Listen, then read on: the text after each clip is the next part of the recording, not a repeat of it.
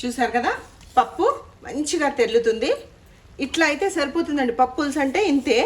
ఇష్టం ఉండేటోళ్ళు, పులుపు తినాలనుకున్న వాళ్ళు ఒక నిమ్మకాయ పిండుకోవచ్చు, లేదు అని అంటే చింతపండు కూడా వేసుకోవచ్చు. Hello and welcome back to my channel. ఈరోజు నేను రాయలసీమ స్టైల్ పప్పు పులుసు చేస్తున్నాను. మనం పప్పు పులుసు పెసరపప్పుతో అన్నా చేసుకోవచ్చు, లేదు అని అంటే మన కందిపప్పుతో అన్నా చేసుకోవచ్చు. ఫస్ట్ ఒక కప్పు పప్పు తీసుకున్నాం. దీంట్లోనే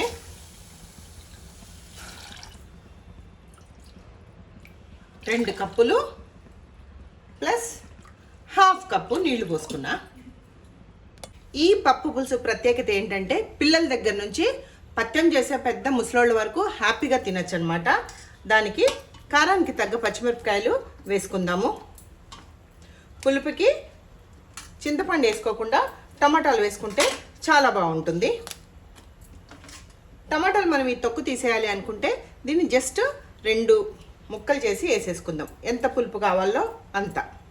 తర్వాత ఈజీగా మనకి ఈ తోలు తీసేయచ్చు అనమాట. ఒక కచ్చ టమాటా కూడా వేస్తున్నాను. ఈ కచ్చ టమాటాల టేస్టే డిఫరెంట్ అండి. చాలా అంటే చాలా బాగుంటుంది అనమాట.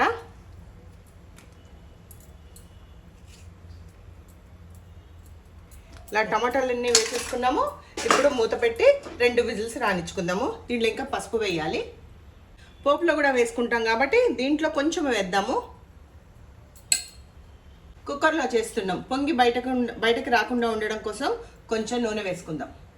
ఇప్పుడు మూత వేసుకొని ఒక 2 విజిల్స్ రానిద్దాం. 2 విజిల్స్ అయితే సరిపోతుందండి. 2 విజిల్స్ చాలు. ఆవిరిపోయిన తర్వాత మూత తీసేసుకుందాం. మూత తీసేసుకొని ఇప్పుడు ఇవి ఉన్నాయి కదా, ఈ టమాటాలు అవి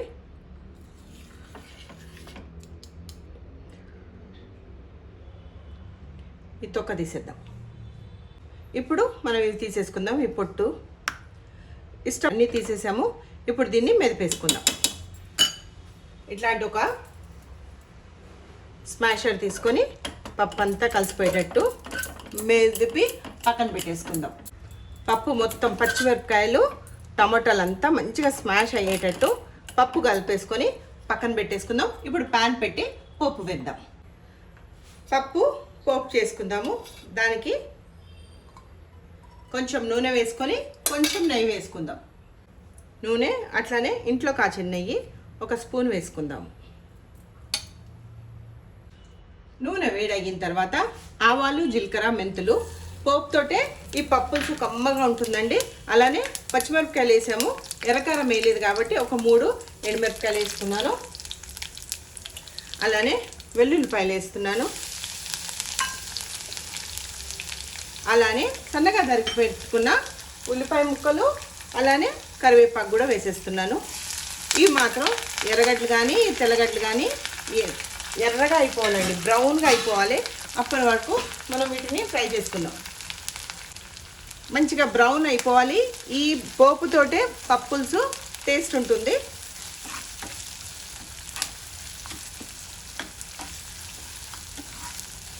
బ్రౌన్ అయ్యేంత వరకు వెయిట్ చేద్దాం. చూసారు కదా, ఇంకొంచెం ఓపికతోటి ఫ్రై చేసుకుందాము. బ్రౌన్ అయ్యేంత వరకు, ఇంకా తొందరగా అయిపోతాయి బ్రౌన్గా. ఈ లోపల పక్కన స్టవ్ మీద కొంచెం వేడి నీళ్ళు పెట్టుకోండి.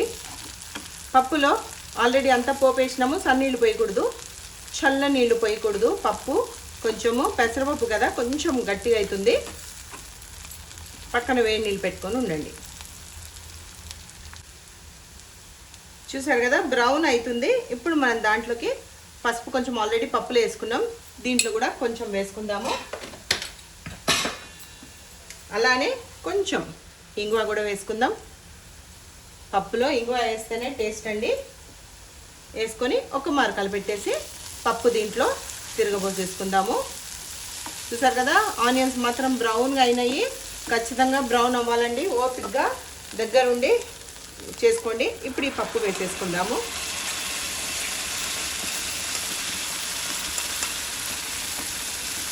కొంచెం సిమ్లో పెట్టేసుకొని ఒక మారు పప్పు అంతా కలిపేసుకుందాం. పప్పు గట్టిగా ఉందండి. పప్పు పులుసు కొంచెం పలసగా ఉండాలి.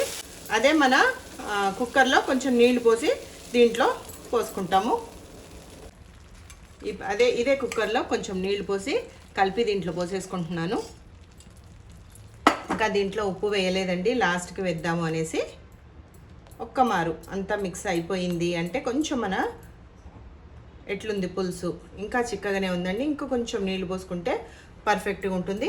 ఫస్ట్ అయితే ఉప్పు వేసేసుకుందాం.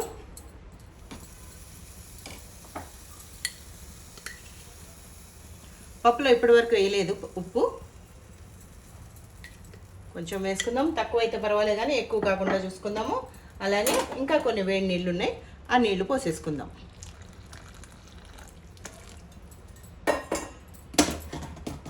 పప్పు కొంచెం చేశాను అనుకున్నా కానీ గిన్నె చిన్నగా అయింది. ఈ విధంగా ఉండాలి పప్పు పులుసు అంటే, ఈ విధంగా ఉండాలి. చూసారు కదా, పప్పు మంచిగా తెల్లుతుంది. ఇట్లా అయితే సరిపోతుందండి. పప్పు పులుసు అంటే ఇంతే. ఇష్టం ఉండేటోళ్ళు, పులుపు తినాలనుకున్న వాళ్ళు ఒక నిమ్మకాయ పిండుకోవచ్చు. లేదు అనంటే చింతపండు కూడా వేసుకోవచ్చు. నేను మాత్రం నిమ్మకాయ పిండుతా. నిమ్మకాయ స్టవ్ ఆఫ్ చేసేసుకున్నాను. ఇప్పుడు ఒక్క నిమ్మకాయ పిండుతా.